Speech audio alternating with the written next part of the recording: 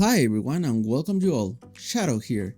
Today we're going to talk about breathing base and how you can optimize yours, depending on your needs or wants. I decided to focus first on this aspect of the game since I truly believe that having your base optimized allows you to make room for more breathing slots among them all, without omitting other aspects of the game such as crafting, cooking, gathering, and so on, which can potentially be important later on for future content. So today, I'm going to be sharing with you my main breathing base and will try to keep you updated on changes if these are actually relevant. What are we going to cover in this video? Base setup, things you need to have in here as a minimum and other optional items. Piles that I'm currently using, we'll be checking the passive skills I have, the reason I'm using these specific ones, and we can review some other options you could use for each of the roles we need to cover on this base. We are taking a look at the results so far. I'm going to be showing how much I'm producing of each stuff and talk about the status overall of the base performance wise. And finally, discuss some room of improvements and possible next steps that I'm planning to do in order to continue improving this breathing base and how that could impact the other two that I'm working on. So, without further ado, let's get into it. Welcome to my breathing base. The setup that I currently have is pretty simple, but it really works great for me. What do I have in this base? Let's start with the key item that makes breathing possible, the cake. For the cake, as most of you may know, we need the ingredients that I'm going to show on the screen right now. I decided to start placing 4 wheat plantations and 2 of the berry ones. Nearby, we also have the milk that is necessary to produce the flour. Regarding milk, eggs, and honey, you need to put certain piles in a range which I place in this corner, and I'm currently using only one in this base. The piles you need are chickpea, mozzarella, and vigard to get eggs, milk, and honey respectively. Also, if you have enough gold to spare and you want to do this, you can always buy the milk and eggs from the Wanderer merchant in the small settlement located at 73-486 at the price of 50 gold each. But, most likely, you will need to do that by the end of this video. And last but not least, I have 2 electric kitchens over there to balance the workload of cooking, especially since the cake takes its time to be done. With this, I have the cake production well covered. About my breeding farms, I have built 3 of those. With my current pile roster, I managed to get 6 slots available for breeding.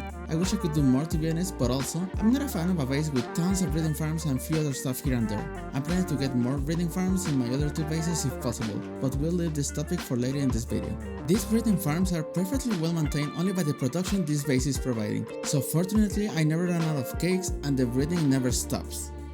What other things I have here that are non-negotiable? In my opinion, tomato and lettuce plantations. I have 2 of each near the wheat and the berry ones.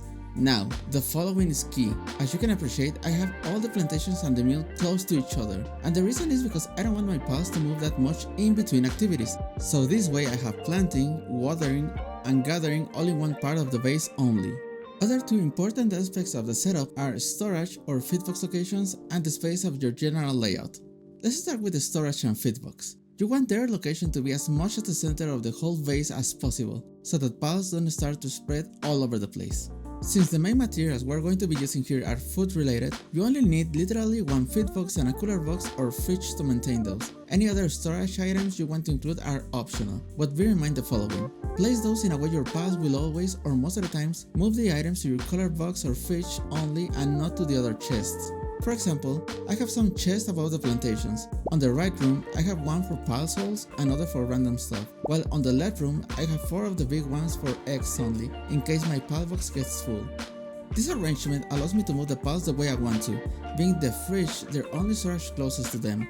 Another trick that I suggest you do is fill the feedbox with a consumable that never expires, such as the cotton candy or even the honey itself. In my case, this is another way I implemented to force them to store the raw materials in the fridge. I just wanted to avoid moving everything there myself to prevent those from expiring.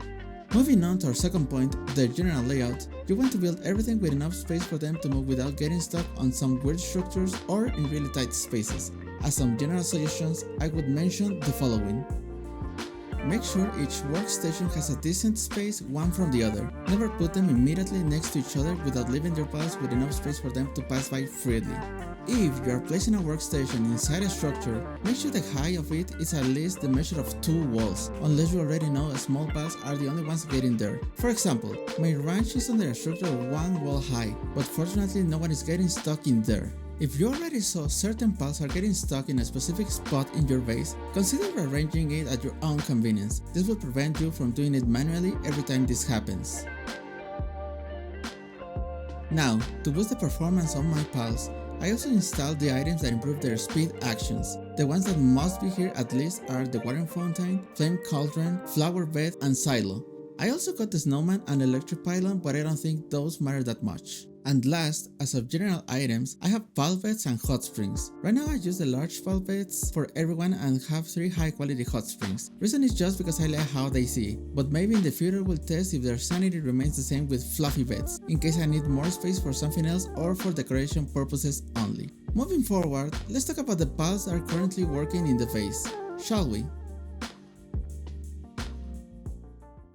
Let me start by sharing with you the thought process I had when choosing my pals. Number 1, I wanted my pals to focus on few activities only.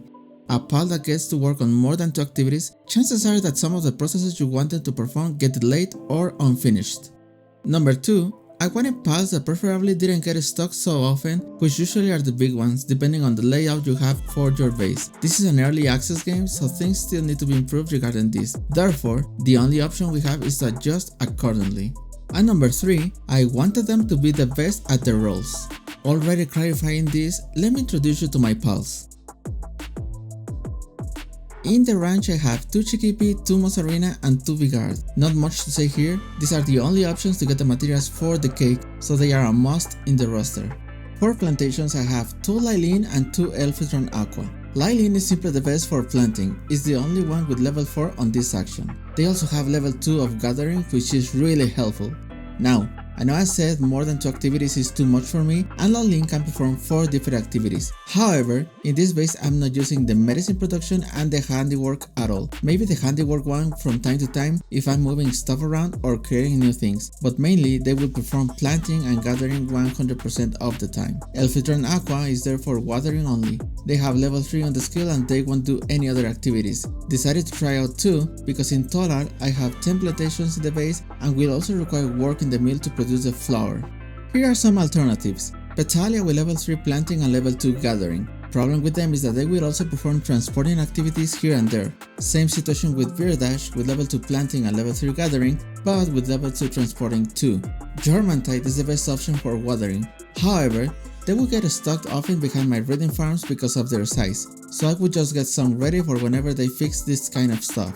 You can also go for Suzaku Aqua, Atsurobi, or Ron Cherry Aqua with level 3 each. In fact, previously I had Suzaku Aqua and they were doing a nice job overall. Only issue is that they would frequently get stuck above the silo or behind the electric kitchens. For electricity and cooling, I have 1 Orzerk and 1 Fog Cycle. I like Orzerk not only because he's the best at generating electricity having it at level 4, but he can also help with transporting. So, whenever they free themselves from generating electricity from weird distances, they will help transporting the raw materials to the fridge. If you don't like this one, I can suggest Griswold or Musanda Lux since they also have transporting in their kit.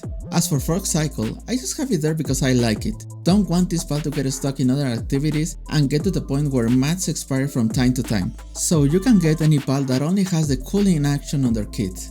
And finally, I leave the cooking task to my Ragnahogs. They not only have kindling at level 3, but they also help with transporting having this ability also at level 3. I have 2 of these for 2 reasons mainly. The first one, and I mentioned it before during the cake part, that product takes more time than other meals to cook, so balancing the workload of this specific meal between the 2 of them helps to finish the task faster and go back to transporting stuff as soon as possible, which is the second reason. Besides Orzerk, I rely a lot of my Ragnahogs to transport the materials to the fridge, especially since they are not cooking all the time.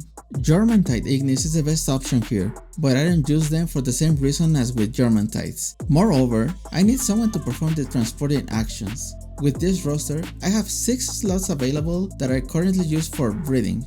Another important aspect of the pals is the passive skill you choose to have on them. This is also key for this setup to work out the way we want. I won't talk about on how to pass this to your pals, since I will do this on a breeding guide that I plan to do later, but I will share with you my thoughts on which ones are the best for base pals and why. Passive skill number 1 that I would suggest is Artisan. This gives your pals an increase in work speed by 50%, which is the highest you will get out of all the passive skills available, so I think this is definitely a must-have. The next two skills are also work speed related, and those are Work Slave and Serious, which increase work speed by 30% and 20% respectively. The last one is Workaholic.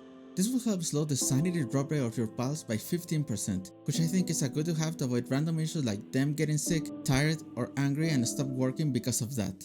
Now, you may be asking, why choose those when maybe there are better options out there? Let us check those out. As other options we have Diet Lover, Positive Thinker, Lucky, and Conceited. Lucky and Conceited are just not possible, since both have lower work speed increase than Serious. Positive Thinker is useless with this setup, having Workaholic already, plus with the help of other items such as large beds and high quality hot springs, your pals won't have any sanity problems at all. Unless they get stuck or bugged somewhere in your base, then we can't do anything about that, and that's out of our control at the moment. Besides this specific scenario, they are going to be pretty well sanity wise. Diet Lover won't help that much with our setup, since we actually want our pals to eat food constantly so that they can get salads bonus. This not only helps them to recover sanity points by 11, but also increase the work speed of the pals by 30% for a period of time. I think it's around 10 minutes or so. Eventually, they will have the buff almost all the time. Besides the passive skills, I still need to mention another key aspect of my pals, and that is that they all have their 4 stars from pal condensation.